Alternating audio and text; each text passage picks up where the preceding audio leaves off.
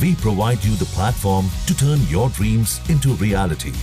Give wings to your aspirations with KR Mangalam University.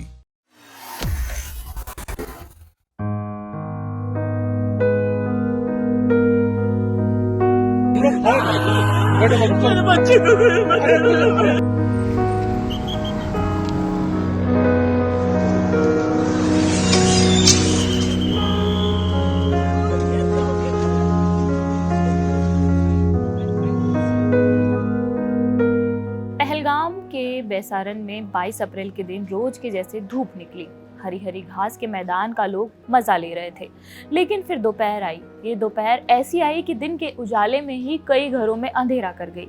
वहां आतंकवादियों ने हमला कर दिया, गोलियां बरसा दी, जिससे शांत सी जगह लोगों की चीख पुकार से गूंज उठी। बताया जा रहा है कि बंदूकधारी कथित तौर पर सेना की वर्दी पहनकर आए थे। वे घने जंगलों से निकले और अंधाधुंध गोलीबारी शुरू कर दी, जिसमें कम से कम 28 लोग मारे गए। मरने वालों में अधिकतर पर्यटक थे, जिसमें से एक कपल हनीमून के लिए भी आया था। यह हमला जम्मू कश्मीर के हालिया इतिहास में सबसे घातक हमलों में से एक आतंकवादी हमला है। यह हमला उस दिन किया गया जब अमेरिकी उपराष्ट्रपति JD वैंस भारत में थे और प्रधानमंत्री नरेंद्र मोदी सऊदी अरब में। आपको बता देते हैं कि जम्मू कश्मीर में आखिरी बड़ा आतंकी हमला 9 जून 2024 को हुआ था। वह दिन प्रधानमंत्री नरेंद्र मोदी के शपथ ग्रहण समारोह का दिन था।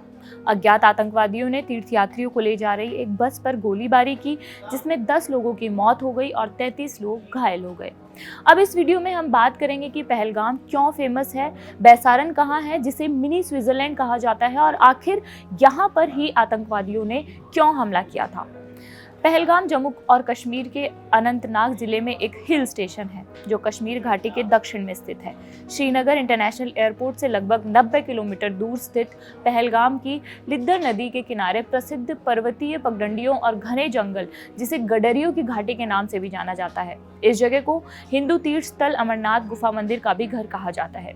यहाँ अरु वाइल्ड लाइफ सेंचुरी है, जिसमें भूरे भालू और कस्तूरी डियर जैसे रहते हैं। यहाँ सुंदर बेताब घाटी है, जिसका नाम सनी देओल की फिल्म के नाम पर पड़ा था। पहलगाम में एक खूबसूरत घास का मैदान बैसारन है। यहाँ बहुत सारे टूरिस्ट आते हैं। बात करते हैं कि बैसारन कहाँ है। बैसारन पहलगाम से 5 किलोमीटर की दूरी पर है। इस क्षेत्र के सबसे लोकप्रिय पर्यटन स्थलों में से एक है। यह घास का मैदान है, एक लोकप्रिय ट्रैकिंग स्थल है जहां केवल पैदल या घोड़े द्वारा ही पहुंचा जा सकता है। इसलिए मंगलवार दोपहर को जब हमला हुआ तब आसपास कोई वाहन उपलब्ध नहीं था। पहलगाम विकास प्राधिकरण की वेबसाइट के अनुसार इसे मिनी स्विट्जरलैंड कहा जाता है, क्योंकि इसके लंबे घास के मैदान स्विट्जरलैंड जैसे दिखते हैं। वेबसाइट पर कहा गया है कि घने देवदार के जंगल घास के मैदान को हरी कालीन जैसा रूप देते हैं। आसपास के पहाड़ों की बर्फ से ढकी चोटियों के साथ एक अलग ही रंग दिखता है।